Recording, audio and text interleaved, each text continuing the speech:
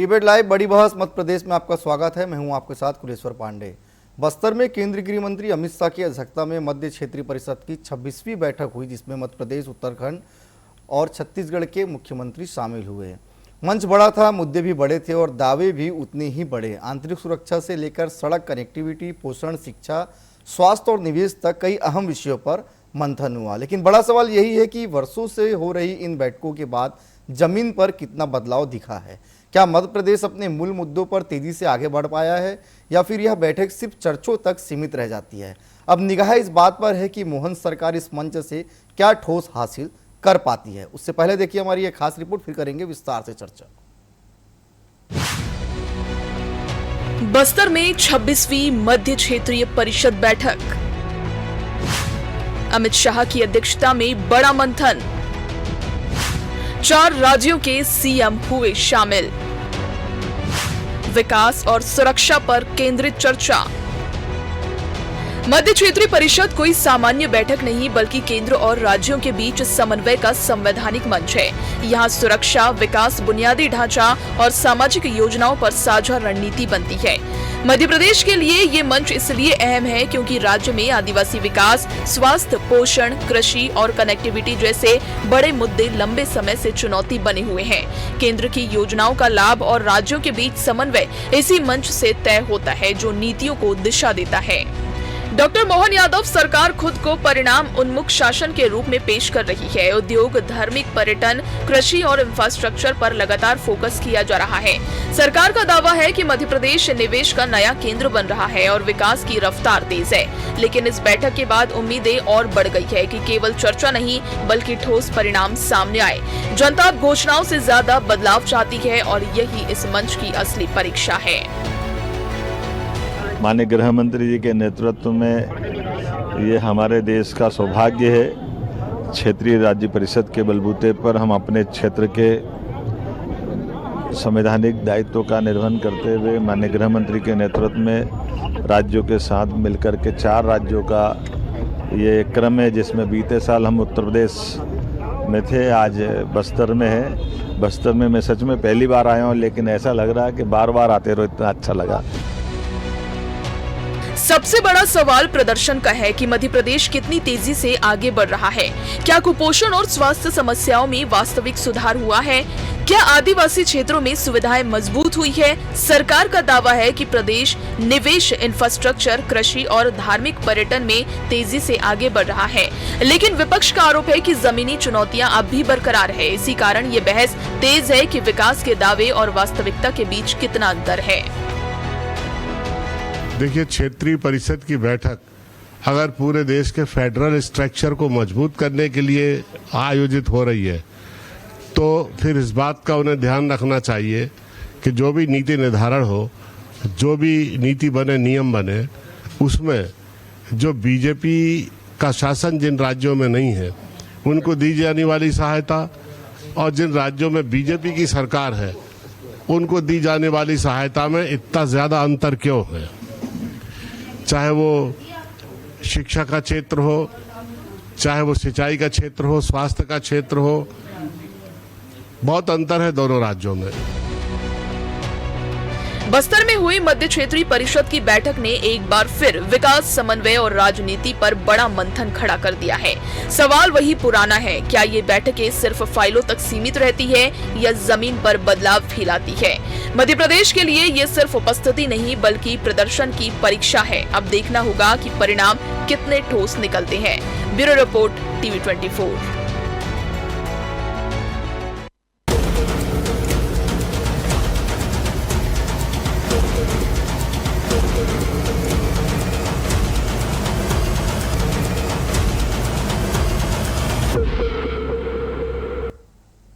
तो बिल्कुल बस्तर में जिस तरह से आज क्षेत्रीय परिषद की बैठक आयोजित की गई, अमित शाह की अध्यक्षता में यह बैठक हुई, जिसमें 4 राज्यों के मुख्यमंत्री शामिल हुए, उसमें मोहन यादव भी मौजूद थे। बैठक में कई विषयों को लेकर अहम चर्चा की गई। तो चलिए इसी पर करेंगे हम चर्चा। हमारे साथ 3 बेहद खास मेहमान जुड़ चुके हैं। सहवार आलम जी है, बीजेपी प्रवक्ता, स्वागत करता हूँ मैं उनका। आनंद जैन जी हैं हमारे साथ, कांग्रेस प्रवक्ता, उनको भी स्वागत करता हूँ। अनूप दुबेलिया जी, वरिष्ठ पत्रकार के तौर पर, उनका भी स्वागत करता हूँ। अनूप जी, क्षेत्रीय परिषद की बैठक जो है काफ़ी महत्वपूर्ण होती है। निश्चित तौर पर जिस तरह से तमाम राज्यों के मुख्यमंत्री के साथ समन्वय और राज्यों की स्थिति को लेकर चर्चा की जाती है। लेकिन सर, लगता है कि इन बैठकों के बाद जो बैठक में जो निर्णय लिए जाते हैं, क्या वो धरातल पे सही तरीके से उतर पाती है, उसका इम्प्लीमेंट देखा जा सकता है? नहीं कुलेश्वर जी, बिल्कुल मैं इस बात से सहमत नहीं हूं जी। कि जो निर्णय होते हैं वो हूबहू धरातल पर यथार्थ रूप लेते हैं। दरअसल सबसे बड़े हमें यह समझना पड़ेगा कि जिस उद्देश्य को लेकर क्षेत्रीय परिषद की बैठक बुलाई गई है, जैसा कि गृह मंत्री जी ने एक बयान भी दिया है कि बस्तर में डेयरी नेटवर्क बढ़ेगा। मैं आपको बहुत अच्छी बात बता रहा हूं, मध्य भारत में, जिसमें मध्य प्रदेश और छत्तीसगढ़ भी शामिल है, कम से कम डेयरी टेक्नोलॉजी को लेके अभी तक कोई काम नहीं हुआ है। बड़े दुर्भाग्य की बात यह है कि डेयरी टेक्नोलॉजी का कोई बहुत बड़ा इंस्टीट्यूट भी नहीं है, और जितने कोऑपरेटिव सेक्टर के मिल्क यूनियंस हैं मध्य भारत में, मध्य प्रदेश छत्तीसगढ़ में, तो कहीं पर भी टेक्नोक्रेट्स नहीं है, डेयरी टेक्नोक्रेट्स उसको हेड नहीं करते हैं। तो मेरा मानना यह है कि सरकार को इस बैठक में एक बड़ा निर्णय यह भी लेना चाहिए कि जैसे पूरे मध्य प्रदेश की बात करूं, क्षेत्रफल की दृष्टि से काफी बड़ा प्रदेश है, 7.5 करोड़ से ज्यादा आबादी का राज्य है। यहाँ डेयरी टेक्नोक्रेट्स नहीं है, उसको हेड नहीं करते इंस्टीट्यूशंस को, और डेयरी टेक्नोलॉजी का कोई बहुत बड़ा इंस्टीट्यूशन नहीं है। तो साथ साथ ये बड़ी बेसिक चीजें हैं कुलेश्वर जी, जिस पर निश्चित रूप से सरकार को ध्यान देना होगा। अकेले हम बात करते हैं, हमें सबसे बड़ा उदाहरण हमारे सामने अमूल का है। मुझे याद आता है, मैंने स्वयं ने बहुत बड़ी स्टोरी की थी कि कंपैरेटिव, जैसे मध्य प्रदेश में जो कोऑपरेटिव सेक्टर का ब्रांड है सांची, तो ऐसे तो सांची 25 साल में भी अमूल की बराबरी नहीं कर सकता। ये मेरी एक उसका हेडिंग था, मैंने बहुत काफी इनडेप्थ स्टोरी की थी उसको। तो उसको लेके मैंने, जो अमूल के हेडक्वार्टर में एक एक्सपर्ट है, उनके नाम का जिक्र नहीं करूंगा मैं, उनका वर्जन भी लिया था, उनसे बातचीत की थी मैंने, और मैंने बड़ा इस पे काम भी किया है। तो कुलेश्वर जी, मेरा व्यक्तिगत तौर पे मानना यह है, मध्य प्रदेश का नागरिक होने के नाते, कि यहाँ पर डेयरी टेक्नोलॉजी को लेके बड़े काम करने की जरूरत है। और ऐसी जब भी कभी कोई बैठक होती है तो निश्चित रूप से सरकार को एक ब्लूप्रिंट तो सामने रखना ही चाहिए। कुलेश्वर, ठीक है। सहवार जी, क्षेत्रीय परिषद की जो बैठक हुई है, क्या लगता है इसके बाद मध्य प्रदेश की जो कुछ लंबित प्रोजेक्ट्स है वो जल्द पूरा हो जाएंगे, और इससे कितना फायदा जो है मध्य प्रदेश को होने वाला है? निश्चित रूप से ये बैठक में जिन राज्यों से मुख्यमंत्री जुड़े थे उनको वहाँ फायदा होना, और मध्य प्रदेश में भी कुछ ना कुछ मोहन यादव जी वहां से लेकर आएंगे। लेकिन मैं आपको बता दूं कि मध्य प्रदेश जो है, अगर हम 2003 की तुलना में देखें, जब हमको सरकार मिली थी कांग्रेस से, तो उस समय सड़कों की स्थिति क्या थी, बिजली की स्थिति क्या थी, स्कूल कॉलेज की स्थिति क्या थी, तो थोड़े से आंकड़े बता देता हूँ। मध्य प्रदेश में जब 2003 के बाद भाजपा को सरकार मिली थी, तो वहां पे लगभग 45 से 60 हजार किलोमीटर को सड़कें थी। तो जो 2018 के बाद के आंकड़े बताऊं तो 4,10,000 किलोमीटर सड़कें बनी है, और वो आपको दिखती भी होंगी। इसी प्रकार से कई फ्लाईओवर आपको नजर आए होंगे। इंदौर, भोपाल, जबलपुर में मेट्रो का हमने उपयोग करके यातायात को जो है, जो अवरुद्ध होता था, उसमें सुचारू रूप से कार्य किया। इसके अलावा मैं स्कूल की अगर बात करूं तो 2003 की तुलना में केवल 56,000 स्कूल थे, जो बढ़कर 1,25,000 हुए, जिसने 2014 में थोड़ा संशोधन किया था कि जो छोटे जहां छात्र कम थे तो वहां उनको बड़े स्कूलों में समायोजित किया, तो वो आंकड़ा लगभग 1,23,000 है। तो हमने शिक्षा पर भी ध्यान दिया, उसमें बढ़ोतरी की, सड़कों के विकास पे काम किया, बड़े फ्लाईओवर बनाए, मेट्रो का इस्तेमाल किया। इसी प्रकार से हमारा कृषि रकबा भी बहुत तेजी से बढ़ा है। इसीलिए एमएसपी के पंजीयन जो है 19,10,000 जो हुए थे, पिछले वर्ष के मुकाबले में 3,60,000 अधिक भी हैं। तो हमारा जो है उपार्जन भी उस हिसाब से बढ़ा है। तो मध्य प्रदेश में न केवल ये, बल्कि उद्योगों की बात अगर हम करें तो इन्वेस्टर समिट के माध्यम से हमने युवाओं को रोजगार देने के आयाम स्थापित किए हैं। ऐसी कई योजनाएं हैं जो अन्य राज्यों के मुकाबले में, अगर मैं स्वच्छता की बात करूं तो इंदौर 1 नंबर पे, उसके बाद भोपाल। तो हर मामले में मध्य प्रदेश एक आदर्श प्रदेश के रूप में उभर रहा है। अगर कोई कमी पेशी है तो निश्चित रूप से मोहन यादव जी इस बैठक से कुछ सीख लेकर आएंगे और उस पर भी अमल होगा। ठीक है। लेकिन सर, अभी भी अगर हम बात करें मध्य प्रदेश की, तो कुपोषण और स्वास्थ्य व्यवस्था पर अभी भी कई सवाल जो है वो कायम वहां पर नजर आते हैं।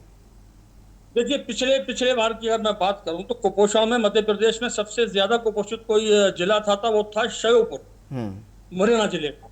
श्योपुर जिला भी है, तो वहां पर थी अधिक संख्या कांग्रेस के समय में 2003 की।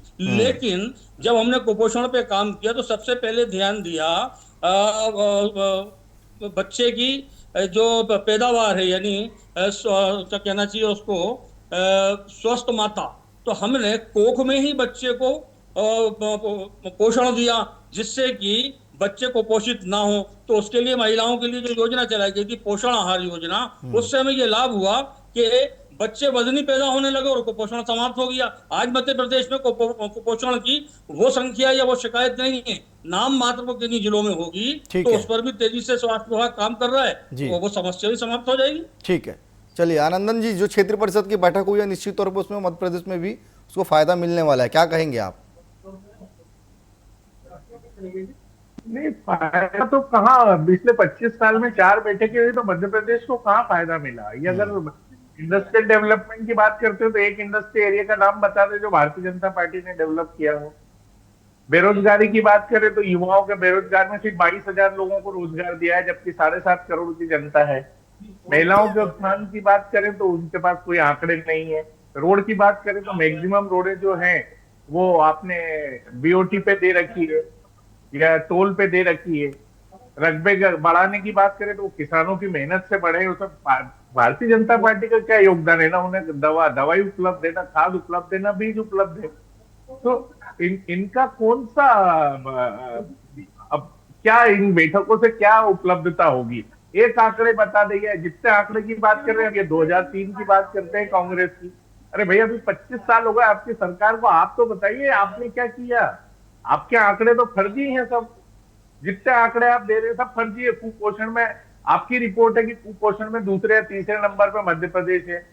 स्वास्थ्य की बात करें तो स्वास्थ्य की हालत ये है कि आधे अस्पतालों में सुविधा नहीं है, आधे अस्पतालों में डॉक्टरों की नियुक्ति नहीं है। शिक्षा की बात कर रहे हैं कि हमने 1,13,000 स्कूल बना दिए, 40% स्कूल तो बंद है। ये आंकड़े बता रहे हैं बीजेपी के, तो इन आंकड़ों का क्या करेंगे? ये तो सिर्फ अपनी वाही लूटने के लिए ये सब काम कर रहे हैं। मंच पे भाषण देने की बात अलग है, पर वर्तमान में मध्य प्रदेश की स्थिति बहुत खराब है। इंटरनल ना इम्प्लीमेंट हो रहा है, ना काम हो रहा है, प्रदेश पे कंटिन्यू कर्जा बढ़ रहा है। चलिए ठीक है, मैं सहरवार जी, ठीक है, मैं आऊंगा आपके पास भी, सहरवार जी आपके पास भी आऊंगा। छोटा सा जवाब जो मैं अनूप जी से ले लेता हूं। अनूप जी, मध्य प्रदेश के लिए सबसे गंभीर मुद्दा भी कौन सा है जिस पर तत्काल काम करने की जरूरत है? जी, मध्य प्रदेश में जैसा कि आपने कहा है, महिला अपराध, महिला उत्पीड़न, सबसे बड़ी चीज सुरक्षा की बात है जी। अमित जी, मातृशक्ति नारी शक्ति की हम बात करते हैं, सबसे पहले पूजा की बात करते हैं, तो निश्चित रूप से उस पर मध्य प्रदेश को काम करने की जरूरत है। नारी सुरक्षा पर काम करना होगा निश्चित रूप से, उसके बाद ही हम आगे बढ़ सकते हैं। रही बात, और उसके बाद जो बुनियादी सुविधाओं की बात आती है, जैसा कि सम्मानित दोनों प्रवक्ता महोदय की बात में से कंपाइल करके एक बात निकाल के मैंने उसका सार निकाला है कि निश्चित रूप से कुछ आंकड़े फर्जी हो सकते हैं। 25 साल या 23 साल का एक बड़ा अंतर, 2003 से 2026 की बात करें, 23 साल का अंतर बहुत बड़ा अंतर होता है। और उस अंतर के साथ से ग्राफ देखें तो वो संतोषजनक नहीं है कुलेश्वर जी। चाहे इंफ्रास्ट्रक्चर हो, चाहे कृषि की बात हो, कृषि में निश्चित रूप से कुछ योजनाएं ऐसी हैं जो हार्टिकल्चर से जुड़ी हुई हैं, उसमें निश्चित रूप से थोड़ी उत्तरोत्तर उन्नति दिखाई देती है। लेकिन बेसिक बात जो आपके पहले सवाल से लेकर दूसरे प्रश्न के उत्तर में दे रहा हूं मैं, कि जब तक हमारी नीति और नियत दोनों समान नहीं होंगे, यदि हम बैठक के फाइंडिंग्स को, बैठक के मिनट्स को धरातल पर यथावत नहीं उतारते हैं तो हमें कुछ हासिल नहीं होना है। आनंद जी की एक बात से बड़ी अच्छे से सहमत हूं कि बेरोजगारी की बात है, मध्य प्रदेश अपराधों के साथ साथ अब बेरोजगारी में भी बहुत अव्वल होता जा रहा देश में। कुलेश्वर जी, केग की पिछली 3 रिपोर्ट, केग की पिछली 3 रिपोर्ट का हवाला दें अपन, तो जैसे मैंने सबसे पहले कोऑपरेटिव सेक्टर की बात इसलिए करी थी, वो सीधे किसानों से जुड़ती है। तो जितनी उन्नति कोऑपरेटिव सेक्टर में होनी चाहिए थी वो उन्नति भी नहीं हुई है। हमें सिर्फ इन आंकड़ों को लेकर संतोष नहीं करना चाहिए। ठीक है सहवार जी, आपने जो गिनाया, आपने जो बताया, कांग्रेस का 7 रुपए कहना है सिर्फ वो कागजों में है, धरातल में नहीं दिखता। इसके पहले भी कई बैठकें हो चुकी है, लेकिन मध्य प्रदेश में वो दिखा नहीं उसका असर। देखिए, अगर मध्य प्रदेश में यह असर दिखता नहीं तो कांग्रेस की स्थिति क्या है मध्य प्रदेश में और भारतीय जनता पार्टी की स्थिति क्या है? देखिए, अगर मैं रकबे की बात कर रहे थे तो रकबा बढ़ा था जब हमने किसानों को अटल ज्योति योजना के माध्यम से 93% सब्सिडी दी, यानी 10 हार्स पावर और 5 हार्स पावर की जो मोटर है वो किसान भाई जब चलाते हैं तो उनको केवल और केवल 7% जो है राशि जमा करना पड़ती है। फिर हमने सम्मान निधि जो केंद्र से मिलती है और राज्य से मिलती है उस पर, और कई खाद्य को लेकर और भी कई समस्याएं जो किसान डायरेक्ट जो है उसके व्हाट्सएप पर उसको सुविधाएं मिलती रहती हैं। देखिए कहीं ना कहीं हम काम कर रहे हैं, तभी हमें जनता जुड़ी है। हमने महिलाओं के आत्मसम्मान के लिए, आत्मनिर्भर बनाने के लिए हमने लाडली बहना योजना की लागू की थी, जिसको 1000 राशि से बढ़ाकर 1250 और 1500 रुपए दी। आगे हम और बढ़ाएंगे। तो देखिए चाहे किसान हो, महिला हो, युवा हो या कोई भी हो, कोई भी वर्ग हो, हम सब वर्ग के लिए, हर समुदाय के लिए काम करते हैं। और इसीलिए भारतीय जनता पार्टी को ऐसे नहीं चुना जाता। तो या भारतीय जनता पार्टी कोई विश्व का सबसे बड़ा राजनीतिक दल ऐसे नहीं है कि मैं बोल रहा हूँ, ये बल्कि जनता हमें बताती है, इसके रिजल्ट मिलते हैं। 29 में से 29 लोकसभाएं हमको जनता ही तो जिताती है। मध्य प्रदेश में जो अब आज तक केवल 15 महीने की छोड़कर सरकार को आज तक सरकार कौन बना रहा है? किसान भाई बनाते हैं। ठीक है आलम जी, महिलाओं को निश्चित तौर पे मध्य प्रदेश में जो है आत्मनिर्भर बनाया जा रहा है लाडली बहना योजना के तहत, लेकिन जिस तरह से वरिष्ठ पत्रकार अनु दुबिलिया जी ने भी कहा कि महिला सेफ्टी पर ठोस काम करने की आवश्यकता है, उसके लिए क्या कुछ कदम उठाया जा रहा है? क्योंकि देखिए 25 साल से आप लोगों की सरकार मध्य प्रदेश में है। पहले तो 1500 रुपए देके महिला आत्मनिर्भर कैसे हो जाएगी? उसको डिवाइड करेंगे तो 30 से 35 रुपए रोज होता है। 30-35 रुपए में जी जी, बस साहब आलम जी से मैं ले लेता हूँ जवाब, फिर मैं आपके पास आ रहा हूँ। आनंद जी, आलम जी आप अपनी तरफ भी तो देखिए। आलम जी जवाब दे दीजिए। आप चाहते तो 15 दिन में दे देते ना, मगर आपने जिस प्रकार से किसानों को नीले पीले हरे कार्डों में उलझाया और 2 लाख तक के कर्जे की आपने माफी की बात की, और उन कर्जों को मध्य प्रदेश सरकार ने जो डिफॉल्टर थे उनको जो है सुविधा दी और उनको डिफॉल्टर होने से बचाया। ये भी हमने बचाया है। ठीक है, चलिए आनंद जी से जवाब ले लेते हैं। अब आलम जी, फिर मैं आपके पास लौटूंगा। आनंद जी जल्दी जवाब दे दीजिए। 27 लाख किसानों का कर्जा माफ किया, ये विधानसभा में स्वीकार किया है भारतीय जनता पार्टी की सरकार ने। ये 15 दिन का चमत्कार था। भू माफियाओं से मुक्त कराया, ये 15 दिन का चमत्कार था। 100 रुपए में 100 बिजली यूनिट की घोषणा की, उसको इंप्लीमेंट किया, ये भारतीय कांग्रेस पार्टी की उपलब्धि थी। और रही बात इनकी, तो ये जो महिलाओं को आत्मनिर्भर करने की बात करते हैं, तो 1000 रुपए महीने में उसको डिवाइड करेंगे, 35 रुपए रोज होता है। तो 35 रुपए रोज में आजकल क्या सामान आते जा रहा है, आप इनसे पूछिए। तो महिलाएं कहां से आत्मनिर्भर हो गई? कुपोषण में कहा बच्चों को 40 रुपए दिया जा रहा है, उससे क्या कुपोषण दूर होगा? महंगाई के जमाने में आप पूछिए इनसे। तो ना महिलाओं को कुछ दे पा रहे, ना बच्चों को कुछ दे पा रहे, ना युवाओं को रोजगार दे पा रहे, ना फैक्ट्री लगवा पा रहे, ना इंफ्रास्ट्रक्चर में इनके पास कुछ है। ये सिर्फ आंकड़े हैं। रही चुनने की बात, तो किस तरह से चुनाव भारतीय जनता पार्टी जीत रही है पूरा हिंदुस्तान देख रहा है, इसमें हमको कोई सफाई नहीं देना है। आप सुनने जा रहे हैं, किस तरह से चुने जा रहे हैं, किस तरह से आप लोग मैनिपुलेशन कर रहे हैं, वो आप ही जानते हैं। अच्छा, जहां आप चुने जाते हैं वहां कैसे चुने जाते हैं? जहां आप चुन के आ जाते हैं केरला में या और अन्य राज्यों में, वो कैसे चुन के आ जाते हैं? वहां ईवीएम खराब नहीं होती, क्या होता है? आपने तो लालच दिया ना जनता को। 1500 रुपए महीना आपने आउटराइटली दिया। यूपी में आपने चुनाव आत्मनिर्भर बनाने के लिए उनको सम्मान निधि दी जाती है, जिस प्रकार से किसानों को सम्मान निधि दी जाती है 6000 रुपए केंद्र से और 6000 रुपए राज्य से, ये हमारे ये उनको सम्मान निधि है।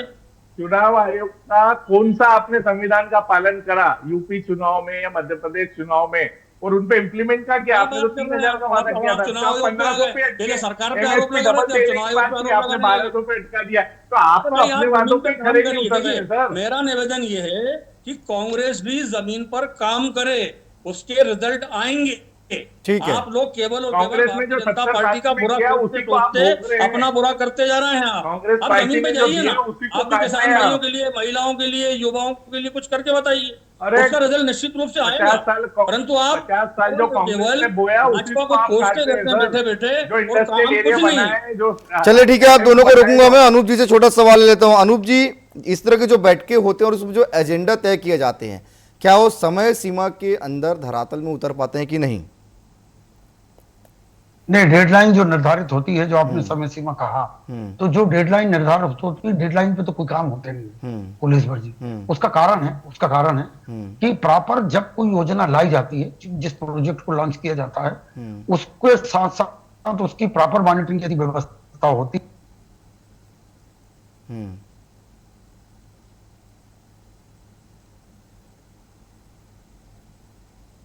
वो सबसे बड़े रिटायरमेंट के साल हैं। 2026 और 2027 जो है वो रिटायरमेंट के साल हैं। जो पुराने अधिकारी कर्मचारी थे वो रिटायर होते जा रहे हैं। तो एक्सपर्ट की राय लेके मध्य प्रदेश को एक इसकी व्यवस्था की मूल जो है, व्यवस्था का मूल वो है अधिकारी और कर्मचारी और प्रशासन। तो उसपे से यदि लगातार रिटायर पिछले 2027 मार्च में ये आंकड़ा 1,35,000 पे पहुंच जाएगा पुलिस भर्ती। 1,35,000 अधिकारी कर्मचारी सीनियर जो एक्सपर्ट लोग हैं वो रिटायर हो जाएंगे। तो मेरा व्यक्तिगत तौर पे और एक निष्पक्ष निर्भीक पत्रकार होने के नाते मेरा ये भी मानना है कि सरकार को एक केडर मैनेजमेंट पॉलिसी भी बनानी होगी। जैसा कि भाजपा ने अपनी पार्टी को केडर बेस्ड पार्टी बनाया है, उसी तरह से सरकार की पूरी सरकारी तंत्र को, सरकारी व्यवस्था को भी केडर मैनेजमेंट पॉलिसी के तहत बड़ा काम करना चाहिए। इसमें विशेषज्ञों की मदद ली जानी चाहिए। जी। दिल्ली के असम में, नॉर्थ ईस्ट में बहुत अच्छे, और साउथ में जो है बेंगलुरु में, ये केडर मैनेजमेंट के बहुत अच्छे एक्सपर्ट हैं। तो निश्चित रूप से सरकार को, मध्य प्रदेश सरकार को राज्य के विकास में जनहित में इनकी मदद लेनी चाहिए पुलिस भर्ती। सहवार जी, आदिवासी अंचलों में विकास के दावे हैं, फिर मूल मंत्र सुविधाओं के सवाल बार बार क्यों उठते हैं? क्यों आखिर आदिवासी अंचलों में जो उनकी आवश्यकता है वो पूरा नहीं हो पाते? हमने कई तरह के देखे हैं खबर। देखिए, आदिवासी क्षेत्रों में बहुत तेजी से काम किया है। मुझे याद है कि आदिवासी हमारे भाई जो थे वो अपनी जबान में शायद बात भी नहीं कर पाते थे। ये पिछले 40-50 साल का आंकड़ा है। और इसीलिए राजीव गांधी जी ने कभी कहा था कि मैं भारत को तभी आजाद मानूंगा जब सुल्तानपुर का हरिजन और झाबुआ का आदिवासी हमारी और आपकी जबान में बोलेगा। लेकिन आजादी के बाद से लगभग मैं समझता हूं कि 2000 तक, जब तक छत्तीसगढ़ अलग नहीं हुआ, तब तक आदिवासी अपनी जबान में हमारी तरह बात नहीं करते थे। लेकिन शिक्षा के जब जोर दिया गया, उनके रोजगार पर जोर दिया गया, आदिवासी वन क्षेत्रों में उनको सुविधाएं और उपलब्ध कराई गई, तब जाके आदिवासी भाई हमारे और आपकी तरह बोलते हैं। आज न केवल बोलते हैं बल्कि कलेक्टर हैं, IAS हैं, IPS हैं और नेता हैं, सभी जगह हैं। और देश की राष्ट्रपति हैं आज आदिवासी है, जो भारतीय जनता पार्टी ने उनको बनाया। जी ठीक है, आनंद जी जवाब दे दीजिए। कितने स्कूल बनाए, कितने अस्पताल बनाए आदिवासी जिलों में, कितने युवाओं को रोजगार दिया? अरे ये तो टेक्नोलॉजी अपडेट हुई। धन्यवाद देते हैं राजीव गांधी जी का, जिन्होंने कंप्यूटर युग की शुरुआत करी। मेरे अभी आंकड़े उसने जो कंप्यूटर शुरू किया उसमें टेक्नोलॉजी अपने आप अपडेट हुई और लोग अपने आप अवेयर हुए। 56,000 पार्टी का कोई रोल नहीं है। 1,25,000 स्कूल हुए हैं। कांग्रेस सारे आंकड़े तो सामने हैं आपको। अब आप आंकड़ों को अरे बंद है वो भी तो बताइए। जो स्कूल बंद, 40% स्कूल बंद है, ये आपके आंकड़े हैं।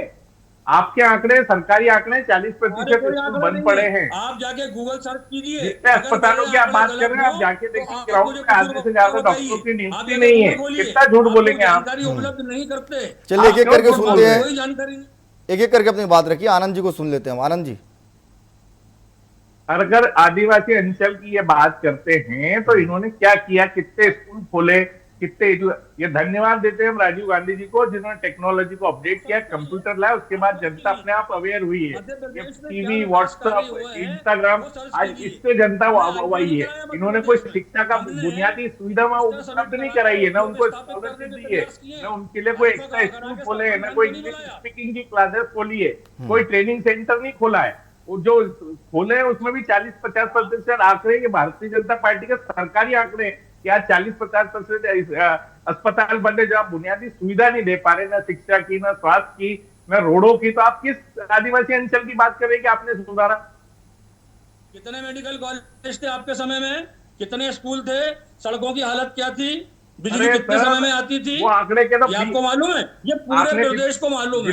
ये आपको नहीं मालूम होगा। जितने मेडिकल कॉलेज खुले आपने प्राइवेट में दिए हैं, सरकारी जितने मेडिकल कॉलेज थे वो कांग्रेस सरकार ने दिए ठीक हैं, है। आईएमएम सब कांग्रेस ने दिया है। आपको बोलने आपने की क्या मोदी दिया जी ने जो 25 किया साल था, में? वो आज तक गिनाई है आप। प्रदेश को जो कर्जदार नेताजी बना कर दिया गई, वो आपने। आज तक गिनाई है। सबसे बड़ा अरे आपने कर्जदार क्या का किया तमगा पिछले आप 20-25 साल पूरे में? विश्व में, पूरे हिंदुस्तान का जो तीसरे नंबर का कर्जदार प्रदेश है वो मध्य प्रदेश है। इससे बड़ी शर्म की बात नहीं हो सकती 25 साल की सरकार में। शर्म की बात तो प्रति ये व्यक्ति है पे 1 कि लाख आप रुपए का घटकर कर्जा कहाँ कर पहुंच दिया गए? आपने। जहाँ आपकी और राज्यों में आप किस सरकारें हुआ इंफ्रास्ट्रक्चर की करती बात थी, कर रहे हैं? आप धीरे धीरे धीरे आपके कितना झूठे पतन आंकड़े, करेंगे कांग्रेस फर्जी का? आंकड़े बात कर रहे हैं, फर्जी आंकड़े की बात करते हैं। चलिए ठीक है, समय भी अब लाख इजाजत रुपए का नहीं दे रहा, कर्जा इसलिए इस विषय को यहीं पे समाप्त करना पड़ेगा। आप तीनों मेहमान हमारे साथ जुड़े, आप तीनों का बहुत धन्यवाद। तो बस्तर से राज्यों के एजेंडे तय किए गए, रणनीति तय की गई। जिस तरह से बस्तर में अमित शाह की अध्यक्षता में क्षेत्रीय परिषद की महाबैठक रखी गई, 5 राज्यों के मुख्यमंत्री उसमें शामिल हुए और एक नई और ठोस रणनीति राज्यों के लिए बनाई गई है। लेकिन उस पर भी कई सवाल जो है कांग्रेस पार्टी खड़े कर रही है। फिलहाल आज के लिए इतना ही, कल किसी और विषय के साथ होगी मुलाकात। मुझे दीजिए इजाजत, धन्यवाद।